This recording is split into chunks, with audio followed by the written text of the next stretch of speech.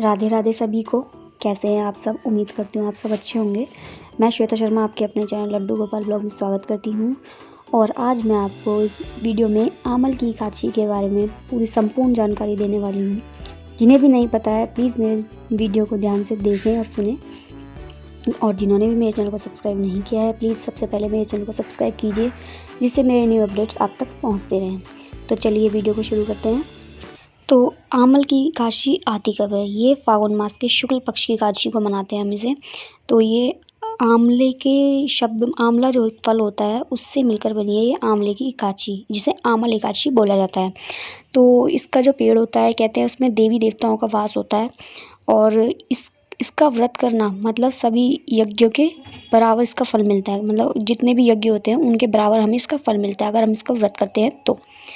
और ये व्रत है ना भगवान विष्णु को बहुत ज़्यादा प्रिय होता है।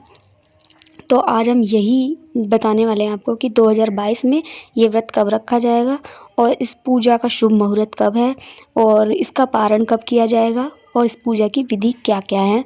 तो आज हम आपको संपूर्ण जानकारी के साथ आंवल की एकादशी के महत्व के बारे में बताने वाले हैं। आमल की एकादशी का हिंदू धर्म में बहुत भारी महत्व है।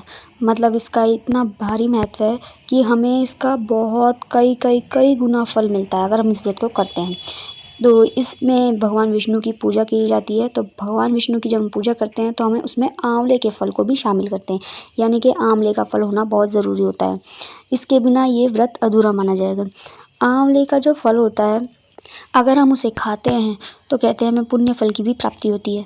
तो विष्णु पुराण के अनुसार एक कथा है कि विष्णु जी ने पृथ्वी पर थूका था, जिसकी वजह से एक चंद्रमा के बिंदु के समान एक मतलब वृक्ष प्रकट हुआ था, जिसे आंवले का वृक्ष कहा गया था। वो आंवले का वृक्ष ही आमल की एकादशी के रूप में परिवर्तित हुआ। तो उसकी उत्पत्ति यहीं से हुई है। इसीलिए हमें ये फल जो है पूजा में शामिल करना पड़ता है। और कहते हैं कि 1000 गोदान के फल के बराबर इस व्रत का महत्व है। अगर हम इस व्रत को करते हैं तो हमें 1000 गोदान यानी कि 1000 गऊओं का अगर दान करेंगे तो उसके बराबर हमें इसका फल मिलेगा। तो कहते ये भी हैं कि अगर कोई इंसान अगर व्रत ज़्यादा नहीं कर सकता एकादशी का, तो अगर वो 26 एकादशी भी व्रत रख ले तो भगवान विष्णु उनकी हर मुराद को पूरा करते हैं। तो चलिए जानते हैं सबसे पहले ये कि इस व्रत को करने की पूजा विधि क्या है। तो सबसे पहले इस व्रत को पूजा करने की विधि ये है कि सुबह प्रातःकाल स्नान कीजिए सबसे पहले। उसके बाद भगवान विष्णु जी की मूर्ति के सामने या उसकी फ़ोटो तस्वीर जो भी आपके मंदिर में हो उनके सामने बैठकर हाथ जोड़कर सबसे पहले उनसे क्षमा याचना प्रार्थना कीजिए। उसके बाद हाथ में तिल लीजिए, सफ़ेद तिल होने चाहिए। उसके बाद हाथों में फूल और कुछ दक्षिणा रखो और जल लेकर संकल्प करो। संकल्प करने के बाद भगवान विष्णु की विधिवत पूजा करनी चाहिए। और भगवान विष्णु की पूजा करने के बाद हमें आंवले के वृक्ष की पूजा करनी है। आंवले का वृक्ष आपके आसपास ना मिले तो आपको मंदिर में ज़रूर मिलेगा, वहाँ जाकर पूजा कीजिए। तो आंवले के वृक्ष की पूजा में कैसे करनी है, सबसे पहले आपको जहाँ वृक्ष है उसके आसपास की भूमि को गोबर से लीप लेना है। अगर गोबर से नहीं लीप सकते तो कोई नहीं, आप गंगा जल से छिड़क कर भी उसे पवित्र कर सकते हैं। फिर उस पेड़ की जड़ में एक वेदी बनाएं। वेदी बनाने के बाद वहाँ पर एक कलश की स्थापना करनी है। कलश में आप सुगंधी रखें, पंचरत्न रखें। फिर उसके ऊपर आप 5 आम के पत्ते रखें। दीपक जलाएं। दीपक जलाने के बाद कलश को चंदन से लेप दें। उसके बाद आप कलश पर कलावा लपेटें। और कलावा लपेटने के बाद हमें एक मतलब मिट्टी की मूर्ति बनानी है जो भगवान विष्णु का छठा अवतार परशुराम अवतार होता है, उनकी हमें मूर्ति बनानी है। और मूर्ति बनाने के बाद उनकी विधिवत पूजा करनी है।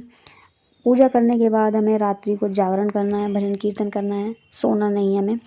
द्वादशी की सुबह हमें जल्दी स्नान करके फिर भगवान विष्णु की पूजा करनी है और ब्राह्मणों को भोजन कराना है। साथ ही हमें क्या करना है कि भगवान विष्णु जो हमने परशुराम जी की मूर्ति जो बनाई थी और कलश की जो स्थापना करी थी, उस कलश को और भगवान विष्णु की मतलब परशुराम जी की मूर्ति को हमें भेंट में उन ब्राह्मणों को देनी है जिन्हें हमने भोजन कराया है। उसके पश्चात हमें व्रत का पारण करना है, मतलब व्रत खोलना है प्रसाद खाकर।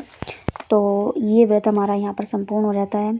अगर आप इस व्रत को सही तरीके सही ढंग से करते हैं तो ये व्रत आपको 1000 गुना फल देगा। कहते हैं जो लोग व्रत नहीं भी रखते, अगर वो इस एकादशी को भगवान विष्णु को आंवला अर्पित करते हैं, अगर आंवला खाएं, आंवला अर्पित करने के बाद आंवला खाते हैं तो उन्हें भी पुण्य फल की प्राप्ति होती है।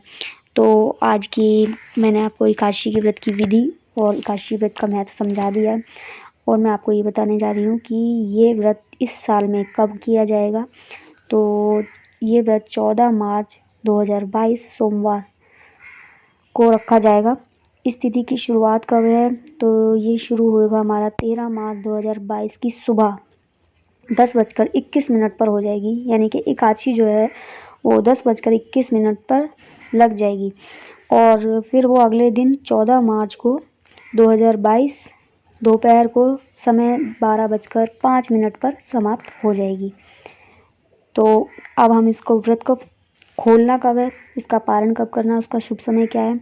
उसका शुभ समय 15 मार्च 2022 सुबह 6:31 से लेकर 8:55 तक का है। और द्वादशी कब ख़त्म होगी, द्वादशी ख़त्म होने का समय भी मैं आपको बता दूं, तो वो 15 मार्च दोपहर 1:12 तक रहेगा। बस आज की वीडियो में इतना ही। मिलते हैं नेक्स्ट वीडियो में किसी अच्छी सी जानकारी के साथ। और अगर आपको मेरी वीडियो अच्छी लगी हो तो प्लीज़ कमेंट बॉक्स में मुझे ज़रूर बताइएगा। कोई सवाल हो आपका तो पूछ सकते हैं। और वीडियो को ज़्यादा से ज़्यादा लाइक करें, शेयर करें और चैनल को प्लीज़ सब्सक्राइब ज़रूर करें। बिना सब्सक्राइब के आपको मेरी अपडेट्स नहीं मिलेंगी वीडियोज़ की, तो प्लीज़ सब्सक्राइब ज़रूर करें। तब तक के लिए राधे राधे, धन्यवाद।